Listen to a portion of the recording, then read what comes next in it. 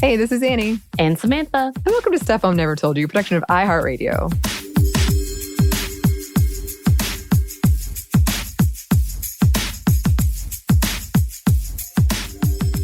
Yes, and welcome to another happy hour. I feel like every time I do this, I have that real, weird podcaster voice that's a skit on SNL. Welcome to another hour of happy hour, brought to you by Sminty. That worked? Anyway, welcome. Yes. We are not talking about that. And yes, everybody, cheers. Hope you are doing well. Just a reminder, we are not typically sponsored for specific alcohols that we're talking about. We are sponsored in general, as you've heard the many ads that we have, but not by the companies that we are talking about usually. If we ever do, we'll let you know for sure. Yes. Mm-hmm. And if you are drinking an alcoholic adult beverage, please drink responsibly. Yes. But I suppose any beverage. Drink responsibly. Any beverage. As Anney would attest, she can't drink too much caffeine. We get into trouble when she does I was vibrating so hard. Just trying to lay in bed at night Ooh, I've been there where my eyes are tired, but my heart is racing, and I hate that feeling. Me too. But anyway, today we are actually going to feature the lovely wines from Love Cork Screw Entertainment, LCS. And their founder is Krishan Lampley, who started this brand as a blog and radio show that eventually expanded to her wine and other products. I think they have some candles and all this other neat stuff.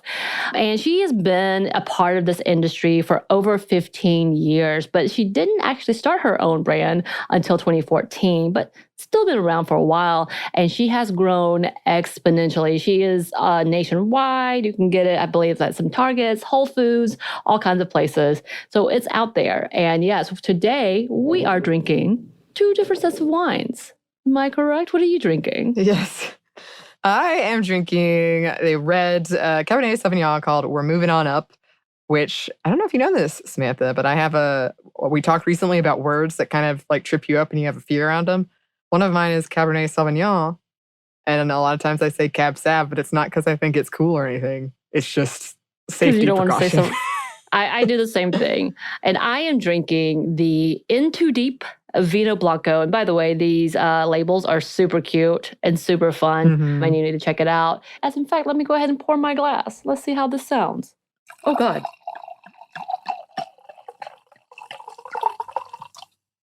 Sounded nice. That, oh God, was because I just spilled some in my lap. You handled it like a champ. You handled it like a champ. I have a blanket on me, so it went into my blanket. So guess what needs to be washed, because it smells like wine now. And just to talk a little bit more about Lampley while we're tasting our beverage, she's been an advocate within the wine industry and has been pushing for more diversity and has been mentoring others to open doors for more women of color. And she has been obviously in a lot of press because of the company that she has.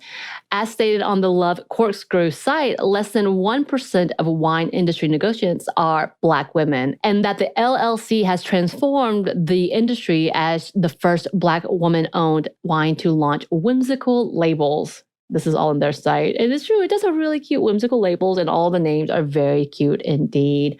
And yeah, mine is, like I said, In Too Deep, and it is a Vino Blanco. So, this is really tasty. So I've really gotten into the effervescent white wines. I don't want it to be too dry. I don't love that. This is labeled as a drier white wine, but it's a brut style. So it is very reminiscent of a champagne or a Prosecco type of level. And yeah, I definitely taste a lot of fruits. I taste pear in this, and it's quite delightful. Maybe I'm off. Very crispy, and it reminds me of summer, a lot of summer. I feel like I need to be sitting out on a patio looking towards the mountains. This is that type of wine. Not even a beach wine. It's like a mountain white wine. And from their own description, it says, a Vino Blanco, a brut-style white wine with aromas of green apple and grapefruit. Didn't call either one of that. This wine is classically balanced, lightly effervescent, refreshingly soft yet dry. And yeah, it is very soft in that the dryness is not overwhelming. The tannins aren't coating my tongue. And they also keep saying, this is followed by bursts of complexity and character accented with a touch of crisp notes to finish off the clean elegance of this varietal. And I agree. I like your wine reading description Thank voice you. is a different one too. It's close. Yeah. It's in the same vein, but not quite the same. I'm trying to be sophisticated, as if I'm in the cabins of a mountain, because I only go there because I'm from the city and would not live That's there. what sophisticated is. I don't know. Samantha knows I recently was told by an advertiser who shall remain nameless that I am not sophisticated. And I don't know what to make of that. They really wanted you to say that you sat in your armchair next to your fireplace Silence. with a pipe, sipping on a glass of so-and-so. If only they could see my apartment, then perhaps they never would have asked me to try to be sophisticated. I mean, can we just say that about most people? Like, the level of people who you think drink this, not true. We'll leave that mystery up to you, listeners. I can neither confirm nor deny what it is. And it's not this company. No, it is not this company. It absolutely is not this company. I am drinking, though we're moving on up, Cabernet Sauvignon. And it's really nice. It feels like when you first have it, it's like kind of a push-pull of, for me at least, because I do typically drink red wine over white, and I typically drink drier red over sweeter reds. So when you first taste it, it feels like it might be a lot sweeter, and then it doesn't, and then it feels like it's going to be more bitter, and then it's not. So it's kind of like a fun surprise, or like you're not really anticipating, for me, like, oh, this is not what I thought it was going to be. And I don't like it when people use the term easy drinking. I don't mind it, but I feel like it's a wide, can mean a lot of things. But it is. It's like a nice, kind of smooth, fruity light. It's not got too much tannins either. It doesn't really coat your mouth or anything like that. Right. So it is. It is easy drinking.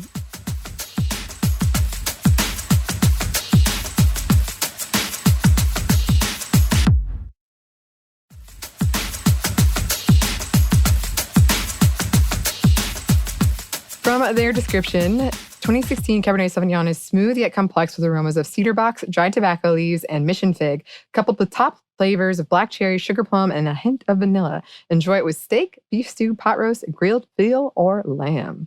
Ooh. Do you eat veal? I've never bought it and made it for myself. Right. I'm sure I've probably had it at some point, but it's not something I would normally order. And I've definitely never made it or bought it. Right. Veal makes me sad. I will say that's one of those meats I'm like, no, I can't. What was so funny is when I went on a date, my first date, and by the way, when I say my first date, probably my only date, no, my first date ever, actual first date, outside of just like being with friends with someone and going out and inadvertently realizing, oh, this is a date, cool, but they didn't pay for me. We all split. Like, it didn't make sense.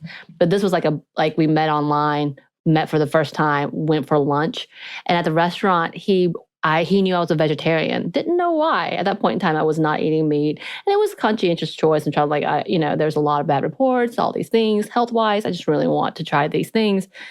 And he didn't know why. But, it's kind of one of those things that you would think, etiquette-wise, we went and he ordered veal. And I was like, wow. Probably one of the least politically correct meats that could be out there. And you ordered veal. Wow.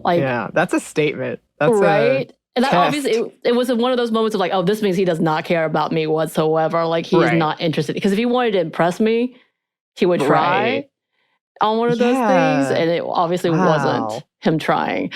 But all this does lead me to think, because my wine specifically, and just like this all happened to me like during summer times.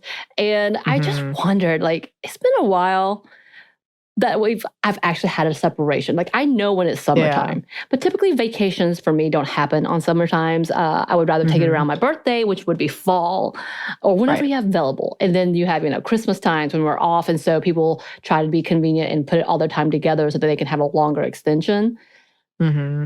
So summertime is such a foreign concept to me, other than weather, right? Because it's been there, but I just wanted to kind of go down. Do you have a fun childhood summertime memory that you knew distinctly was summertime? I do. And I actually was going to bring this up on one of my happy hours, because I do think for a lot of us not in especially like the school system, I have friends who are teachers. And so they still have that kind of like summertime.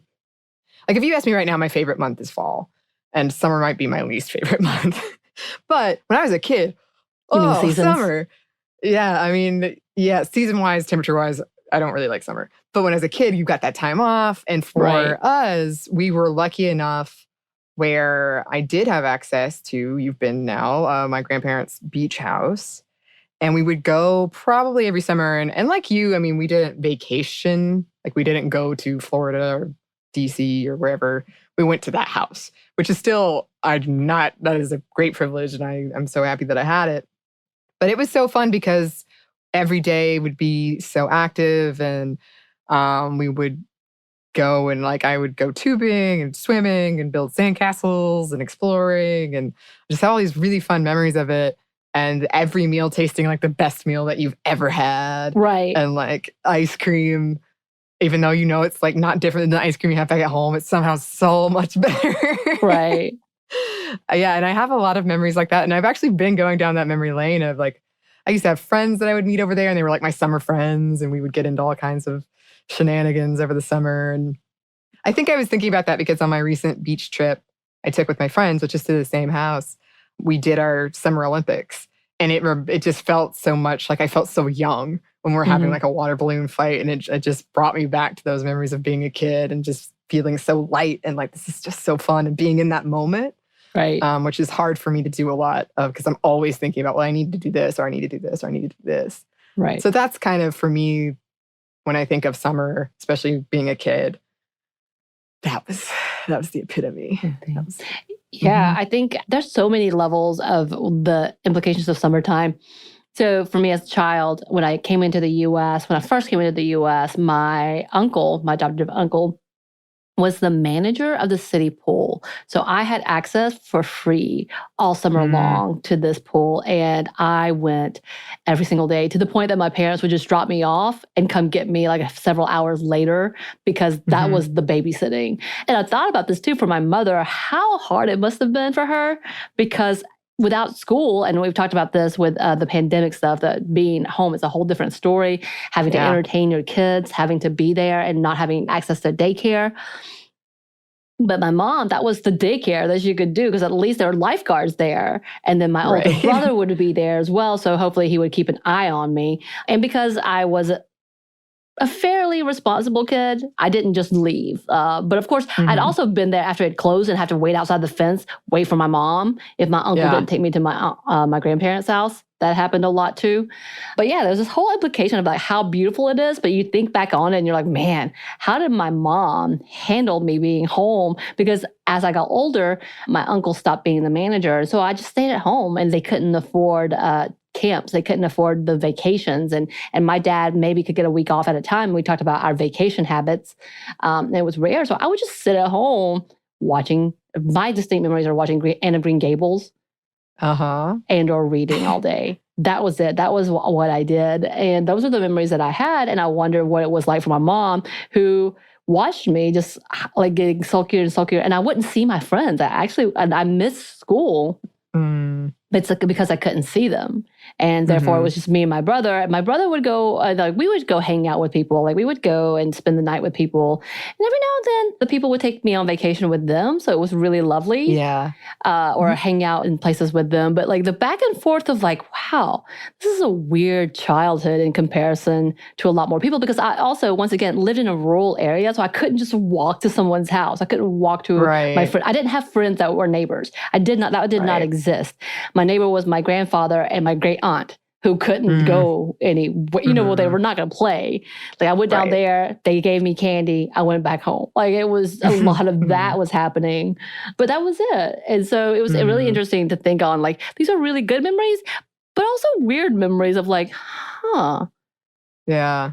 And of course, coming back to school and having the comparison of like kids telling me they went to the beach houses or the kids telling me they went to Disney World. I'm like, I stayed at home and watched Green Gables and gained 20 pounds because all I did was eat noodles in front of my TV. Hey. And my TV was very limited because I didn't have cable until I was a teenager in high school. Y'all. was really sheltered. Yeah. But at the same time, as an adult, having memories like now, trying to do some things, it's been interesting in differentiating summer. Like I've tried to enjoy the pool, but then again, that same issues of like body issues. I didn't want to go to a pool. Right. Because I didn't want to wear a bathing suit. Like I'm having a real back and forth here, y'all. You are. Yeah. It's the wine. I'm just playing. No. But there's like a lot of conversations of like what is good, what is bad. And then me who worked in, again, social work, summertime was really dangerous. That was really, because that's when I had to go to the houses, personally go to the houses more than I could. Because at schools, I could see them at schools and hear what's going on, and have teachers telling me what's going on, and have school officials tell me what's going on, and get a lot of answers. But instead, I had to go to their homes. Yeah. And that was not a fun time, y'all. Yeah. And that's, I mean, a much wider issue than perhaps this happy hour can contain, because it's true. Like if you didn't have the means for whatever reason for childcare or, and your summer might be, it wouldn't be like for me where I was like, oh, thank God school is done. And I was really lucky that I had, my best friend was my neighbor. So even if I wasn't going anywhere, like every day we were biking or every day we were rollerblading, like outside all the time. And if you don't have those options for whatever reason, then it's not going to be like something you look forward to necessarily. And so I look back really fondly, and I'm very grateful that I had those. And the love I had for it was so much that even now when I hate, like right now I'm sweating while I'm working in my apartment in the summer in Atlanta, I still have a fondness for summer, even though I do think weather-wise it's my least favorite month. And I do like I still am like, I've got to get to the beach, it's summer. Even if I have the body issues or whatever it is, I'm still like, the sun is out, I've got to go. Right. I mean, and again, I think the pandemic taught us a lot, and the quarantine is teaching us a lot. And unfortunately, climate change is teaching us too much, or not listening enough, rather. But there's a lot to unpack with the indications of this feel-good idea, which is not necessarily true for everyone. But I'm, again, trying to be a Debbie Downer. I was trying to be really, really like, have a fun time with this one. And all of a sudden I was like, wait, mine wasn't wonderful. So wait, like it wasn't horrible, but it wasn't wonderful. So, damn it. But I need to hear more of what you did. So listeners, please send me all your childhood memories. Let me know what you did in the summertime, because it's fascinating, the differentiations. Did you have what I would imagine would be the child youth novels that I would read about and wish for, being Anne working in the fields with her favorite, adoptive, I guess, uncle? I don't know what she called him at that point. Matthew, her precious Matthew? Or were you like me, stuck inside reading about it? Let me know. What did you do? Samantha needs to know. I need to know. You can email us at stuffmediamomstuff@iheartmedia.com. You can find us on Instagram at Stuff I've Never Told You, or on Twitter at momstuffpodcast. Thanks as always to our super producer, Christina. Thank you. And thanks to you for listening. Stuff I've Never Told You is a production of iHeartRadio. For more podcasts from iHeartRadio, visit the iHeartRadio app, Apple Podcasts, or wherever you listen to your favorite shows.